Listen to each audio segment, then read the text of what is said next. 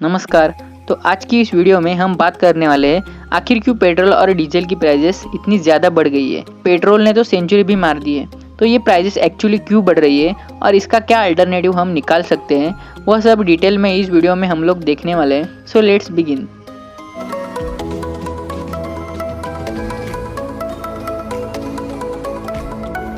तो पेट्रोल और डीजल की प्राइसेस इतनी क्यों बढ़ रही है, इसे समझने के लिए हमें कुछ इकोनॉमी के पॉइंट्स को समझना पड़ेगा। तो इसका सबसे पहला पॉइंट है गवर्नमेंट का रेवेन्यू।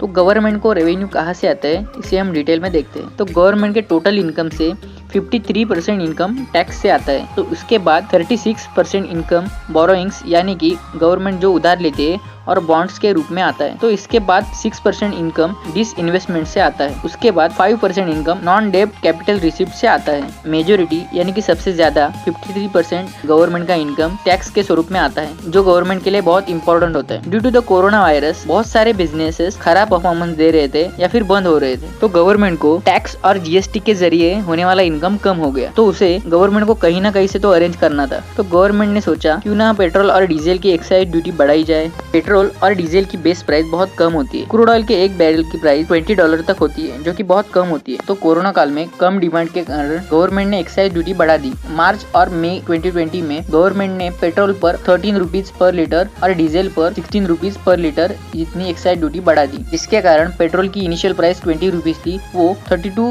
to 33 रुपीज तक चली गई। तो कई सारे स्टेट ने भी इसी दौरान वैट बढ़ा दिया, जैसे कि महाराष्ट्र गवर्नमेंट ने इसी दौरान 2 रुपए पर लीटर के हिसाब से वैट को बढ़ा दिया। तो एक्साइज ड्यूटी और वैट किसे जाता है, तो पेट्रोल पर एक्साइज ड्यूटी और वैट दोनों भी लगते हैं। तो सेंट्रल गवर्नमेंट को एक्साइज ड्यूटी जाती है और स्टेट गवर्नमेंट को वैट जाता है। तो पेट्रोल पर 32.90 पैसा जितनी एक्साइज ड्यूटी लगती है और वो सेंट्रल गवर्नमेंट को जाती है, और स्टेट गवर्नमेंट अपने हिसाब से वैट फिक्स करती है, जैसे कि राजस्थान गवर्नमेंट ने 36% वैट डिसाइड किया है। तो इसी तरह पेट्रोल और डीजल पर एक्साइज ड्यूटी और वैट लगते हैं। पेट्रोल की बेस प्राइस बहुत कम है, लेकिन जो उस पर टैक्स लगते हैं वो है बहुत ज्यादा। तो 16 फरवरी 2021 को पेट्रोल की बेस प्राइस 32.11 रुपीज जितनी थी। उसके बाद इसमें डीलर कमीशन भी ऐड होता है, जो कि 4 रुपीज का होता है। तो उसके बाद उसका टोटल 36 रुपीज जितना होता है, जो कि पेट्रोल की बेस प्राइस होती है। लेकिन हम पे करते हैं 99 to 100 रुपीज, इसीलिए क्योंकि ऊपर के जो भी पैसे होते हैं वो सब एक्साइज ड्यूटी और वैट के रूप में गवर्नमेंट को जाते हैं। लेकिन जब ये एक्साइज ड्यूटी और वैट बढ़ रहा था तो इसकी तरफ किसी का ध्यान नहीं जा रहा था, क्योंकि तब क्रूड ऑयल की बेस प्राइस काफी कम थी, यानी कि $20 पर बैरल थी। लेकिन रिसेंटली जब क्रूड ऑयल की प्राइस बढ़ रही है तो सबको समझ में आ रहा है कि पेट्रोल और डीजल के लिए बहुत ज्यादा प्राइस हम पे कर रहे हैं। तो फिलहाल क्रूड ऑयल की प्राइस बढ़ रही है, जो कि $60 पर बैरल है, जिसके कारण पेट्रोल और डीजल की प्राइस भी बढ़ रही है और इससे ज्यादा भी बढ़ सकती है। तो इस ग्राफ में आप देख सकते हैं कि क्रूड ऑयल की प्राइस काफी गिर रही है, लेकिन वैट और एक्साइज ड्यूटी के कारण पेट्रोल और डीजल की प्राइस लगातार बढ़ती ही जा रही है।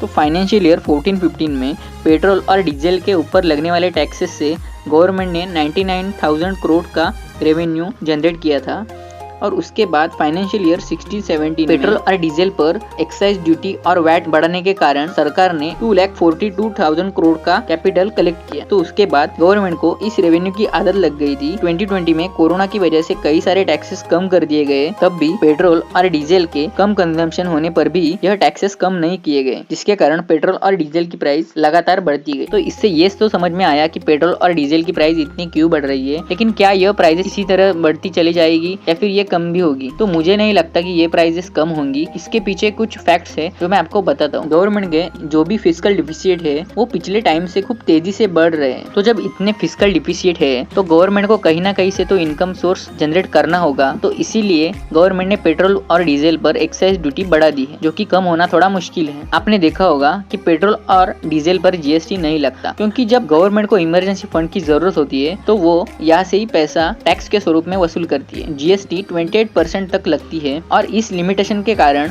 एक्साइज ड्यूटी और वैट से गवर्नमेंट ज्यादा पैसा रेज करती है। तो इसका सोल्यूशन क्या है? लोग क्या कर सकते हैं कि इसका इम्पैक्ट हम पर से कम हो? तो इसका एक ही सोल्यूशन है, इलेक्ट्रॉनिक व्हीकल। तो टेस्ला ने अपनी एंटिटीज बैंगलोर में शुरू की है, और एलन मस्क ने भी कहा था कि टेस्ला 2021 तक इंडिया में जरूर आएगी, और टाटा मोटर्स भी इस पर काम कर रही है। तो यही ट्रेंड दिखाई दे रहा है कि पेट्रोल और डीजल की प्राइसेस इसी तरह आगे बढ़ती चली जाती है तो लोगों के सामने ईवी के अलावा दूसरा कोई ऑप्शन नहीं है। लेकिन इसमें भी एक प्रॉब्लम है कि इलेक्ट्रॉनिक व्हीकल की प्राइस बहुत ज्यादा है और इंडिया में इलेक्ट्रॉनिक व्हीकल के लिए इनफ इंफ्रास्ट्रक्चर मौजूद नहीं है और इसे डेवलप करने के लिए 2 से 3 साल जितना समय लग सकता है। तो अगर इस वीडियो से आपको कोई इन्फॉर्मेशन मिली है तो इस वीडियो को लाइक कीजिए और अपने दोस्तों के साथ जरूर शेयर कीजिए।